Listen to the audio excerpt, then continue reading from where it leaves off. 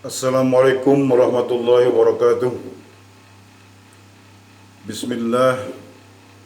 La hawla wa la quwwata illa billah. Ila hadratin Nabi Mustafa Rasulillah sallallahu alaihi wasallam. Al-Fatihah. Bismillahirrahmanirrahim. Alhamdulillahi rabbil alamin. Ar-Rahmanir-Rahim. Maliki yaumiddin. Iyyaka na'budu wa iyyaka nasta'in.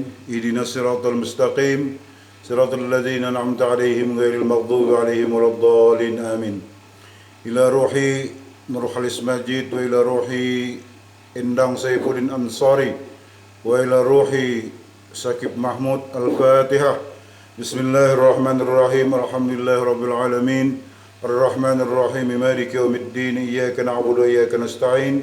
Ihdinas siratal mustaqim. Siratal ladzina an'amta 'alaihim ghairil maghdubi 'alaihim waladdallin. Amin. Kader dan alumni HMI dimanapun berada, pada kesempatan ini kembali saya hadir untuk melakukan pengkajian terhadap nilai-nilai dasar perjuangan HMI. Kalau pada beberapa waktu yang lalu kita sudah membicarakan tentang kebenaran yang mutlak adalah Tuhan Allah, maka pada kesempatan ini saya akan membahas tentang perumusan kalimat persaksian atau yang dikenal dengan istilah syahadat Islam yang ke-1, yang sering kita dengar dengan sebutan La ilaha illallah, yang di dalam buku NDP ini diterjemahkan tidak ada Tuhan selain Allah. Mari kita lihat apakah penterjemahan ini sudah tepat atau tidak. Saya melihatnya bahwa penterjemahan kalimat La ilaha illallah, tidak ada Tuhan selain Allah, ini masih belum pas dan tidak terlalu tepat.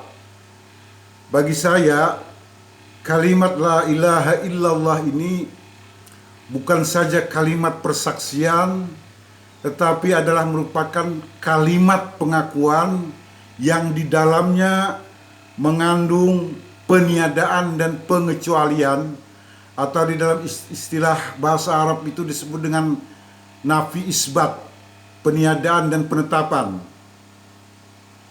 Kenapa saya berpandangan atau berpendapat bahwa terjemahan kalimat La ilaha illallah, tidak ada Tuhan selain Allah, ini tidak terlalu pas atau tidak terlalu tepat? Karena apa? Karena kalau kita mengatakan bahwa tidak ada Tuhan, itu berarti kita meniadakan Tuhan-Tuhan yang lain. Sementara secara realitas kita tidak bisa mereduksi keberadaan Tuhan-Tuhan lain. Tuhan-Tuhan lain itu akan tetap selalu ada. Apakah Tuhan orang Nasrani, apakah Tuhan orang Hindu, Tuhan orang Buddha, Tuhan orang Konghucu, dan lain sebagainya. Kita tidak bisa mereduksi keberadaan Tuhan-Tuhan lain itu. Tuhan-Tuhan lain itu akan selalu ada.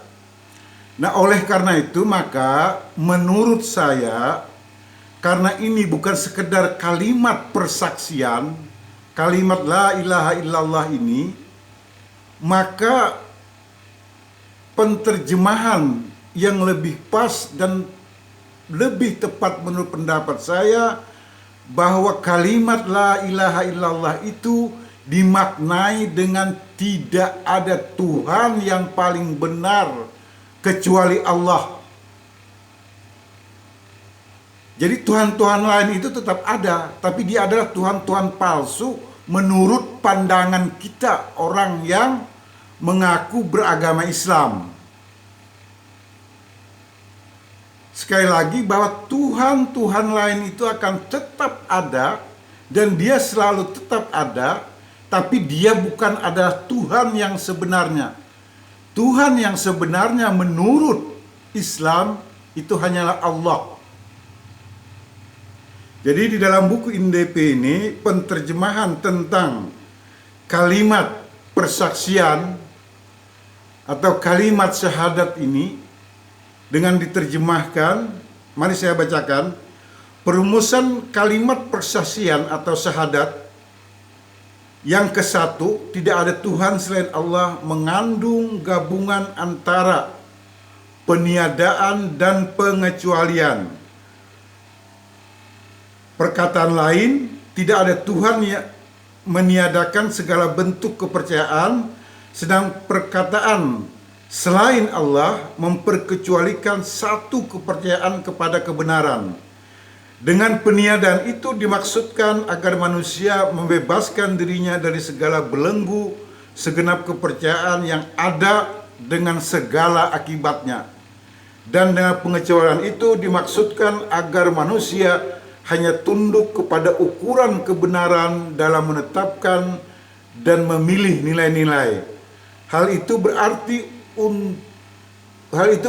tunduk kepada Allah yang Maha Esa, pencipta segala yang ada termasuk manusia.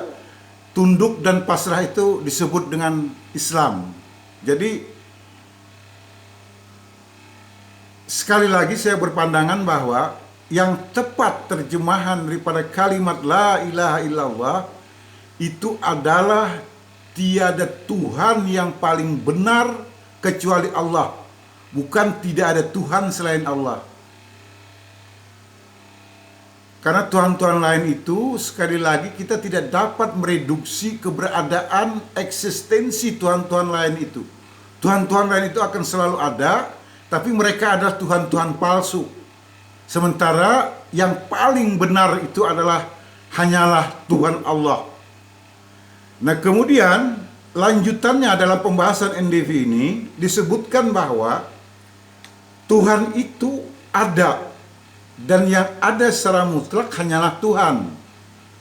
Pendekatan ke arah pengetahuan akan adanya Tuhan dapat ditempuh manusia dengan berbagai jalan, baik bersifat intuitif, ilmiah, historis, pengalaman, dan lain-lain. Apa yang tertulis di NDP ini sebenarnya dari segi maksud dan makna kandungannya sudah benar gitu. Tapi sayangnya di NDP ini ditulis Tuhan itu ada. Kenapa tidak ditulis bahwa Allah itu ada? Dan yang ada secara mutlak hanyalah Allah. Bukan yang ada secara mutlak hanyalah Tuhan. Tadi kita sudah menjelaskan bahwa Tuhan-Tuhan itu selalu banyak dan selalu ada.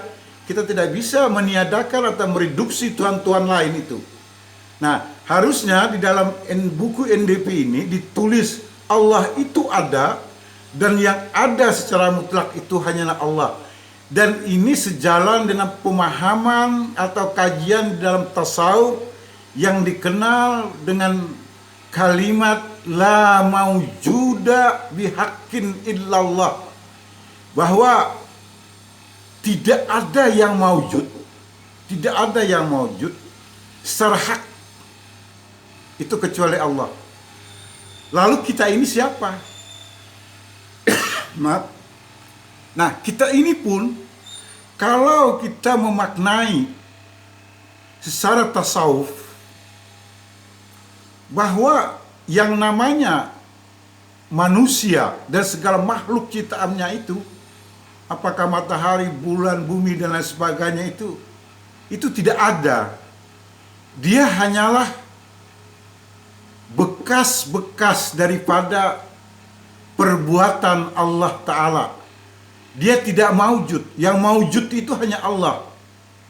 Yang ada itu hanya Allah. Dan kita pun secara hakikat tidak mempunyai kehendak apa-apa. Tidak bisa berkehendak apa-apa kecuali yang berkehendak itu adalah Allah. Kita tidak bisa melihat, tidak bisa mendengar, tidak bisa berbicara, tidak bisa berkehendak, tidak berkuasa.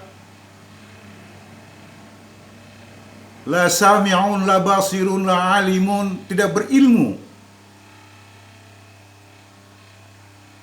Jadi sesungguhnya secara hakikat yang maujud itu hanyalah Allah, dan kita ini pada hakikatnya tidak ada.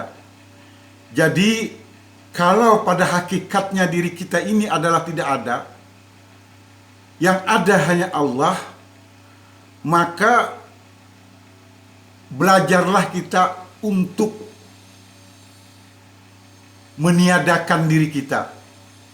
Jangan sampai terlihat adanya diri yang seolah-olah kita mampu berkuasa, yang seolah-olah kita mampu mengatur, yang seolah-olah kita mampu berbuat apa saja. Tidak ada. Dasar pokoknya adalah kalimat la haula wala quwata illa billah. Tidak ada daya dan kekuatan melainkan atas kekuatan Allah. Kalau dalam tasawuf hal ini sering dikatakan sebagai bahwa manusia itu tidak lebih daripada mayat yang berjalan.